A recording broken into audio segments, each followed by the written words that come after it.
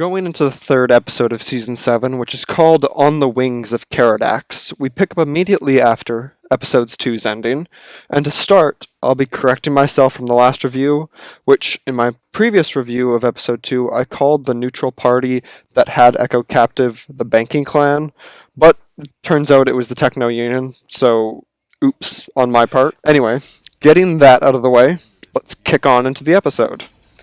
At the start of the episode, we launch into a battle between the Techno Union droids and the Bad Batch. The Bad Batch is basically dominating this battle alongside Anakin. Anakin leaves them outside and rushes in to see how Echo is, and I'm disappointed we didn't get a big reaction out of him, or how enraged he was at seeing Echo's state, but thinking back, I realized that he really wasn't that close with Echo in comparison to Rex or Ahsoka or Obi-Wan. In the scene, they also see that Echo is more machine than man, and take a good long look here, Anakin. In a couple months, that's gonna be you, but a lot worse. Anakin is pretty cool in the action sequence, and more Anakin action is always great. During this battle, the sniper sharpshooter does the impossible, and makes blaster shots deflect off the walls and into droids. This should not be feasible. To do so would mean the blaster shots could deflect off the enemy droids or other enemies, and if it's the walls though, that's just terrible architecture, because of how utterly nonsensical that would be in a base, and how dangerous for droids and allies alike whenever you miss a shot. The second you miss a shot, it would just rebound off a wall and could hit you back in your face. Cool idea to have shots like actual bullets can ricochet off walls, but it's completely unrealistic and terrible executed. 2 entire battalions of battle droids show up, and the team of ours is forced to barricade themselves inside the room with Tech and Echo. That, and a shit ton of droids. When they come in, you notice the music is really fitting to the tone of it. It's a foreboding tone, you have 2 whole battalions marching in, and the music kind of picks up in its ambience. It works really well. Now, the team of clones end up being thrown up by Wrecker into the little hatch up top.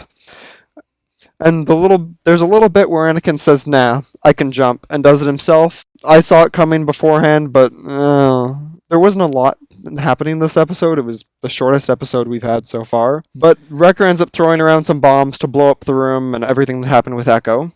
And the Techno Union sends in the Decimator droid, which enters the room as Wrecker blows up the whole room. Also, something involving the Decimator, it did have a longer sequence in the original reel.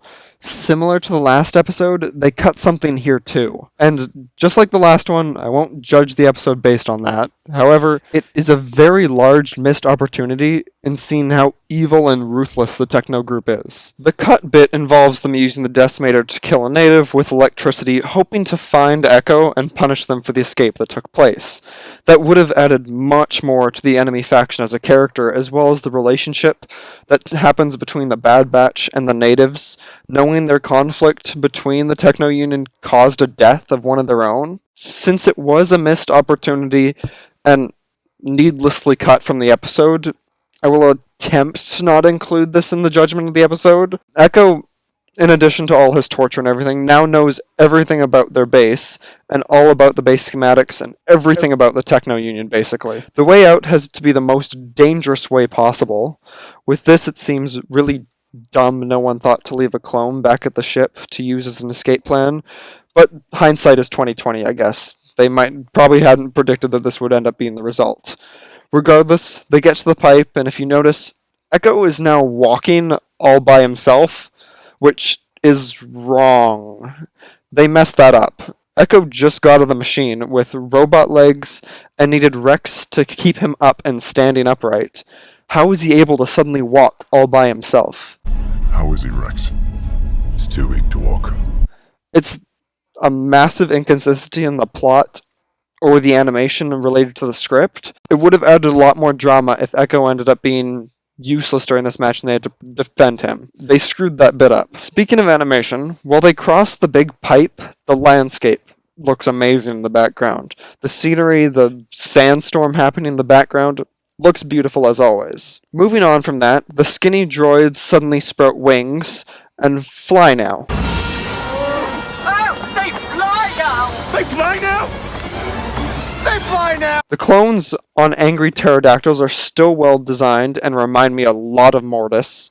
Rex and Anakin end up convincing the natives to fight was pretty well written in persuading the natives. Involving the deleted scene, though, would have helped a lot more in showing that they can convince the natives. But the actual battle between the natives and the droids is an utter bloodbath.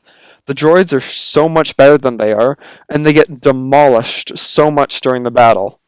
The natives are basically useless here, without Anakin and the clones doing everything. The same applies to the big spider droid with the rotating guns. It decimates the natives of the planet. The action is really well done, though, and having the clones win at the end.